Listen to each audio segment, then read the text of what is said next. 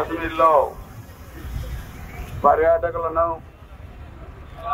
భార్యల ఎదురునే భర్తల్ని కాల్చి రక్షత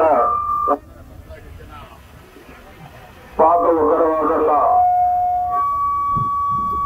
రాక్షసత్వానికి మన భారతదేశం మన భారత జవాన్లు చాలా గట్టిగా బుద్ధి చెప్పి భారత సైన్యం సత్తాను సాధిన సంగతి కూడా మనకు తెలుసు.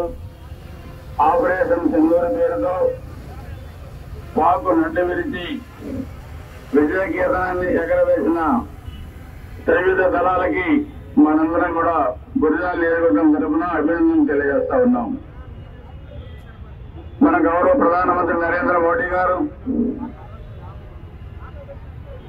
సంఘీభావంగా సైనికులకి దేశానికి సంఘీభావంగా ఈ తిరంగా యాత్రను ఈరోజు భారతదేశం మొత్తం కూడా జరుపుతున్నారు. దానిలో భాగంగా మనం గురిజాల నియోజకవర్గం ఈరోజు పెద్ద ఎత్తున కూడా జరుపుకుంటున్నాం. మనందరం నినాదం ఒకటే, మన దేశం ఐక్యంగా ఉండాలి, మన దేశం సమైక్యంగా ఉండాలి, ఉగ్రమూకల్ని మరి తిప్పికొట్టాలా. కేవలం మన ఇంట్లో మనం ప్రశాంతంగా పడుకున్నామండి.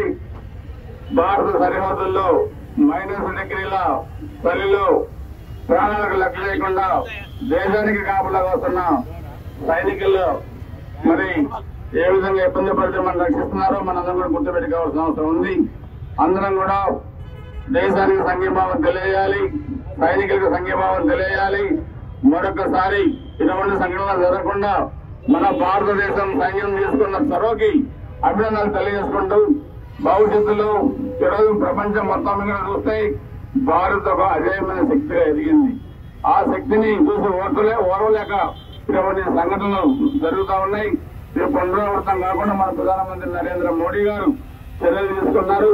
కాబట్టి ప్రాణాల సైతం లెక్క చేయకుండా యుద్ధం చేసి మన భారత ప్రతిష్టను పెంచిన సైనికులందరికీ కూడా అభినందనలు.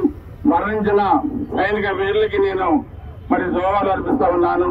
ఇదందరం కూడా మనం సంఘీభావం తెలియజేయాల్సిన అవసరం ఉందని చెప్పి కూడా సెలవు తీసుకుంటూ జోహార్ అమరవీరులకు, జోహార్ అమరవీరులకు, జై జై భారత్, జై జై భారత్.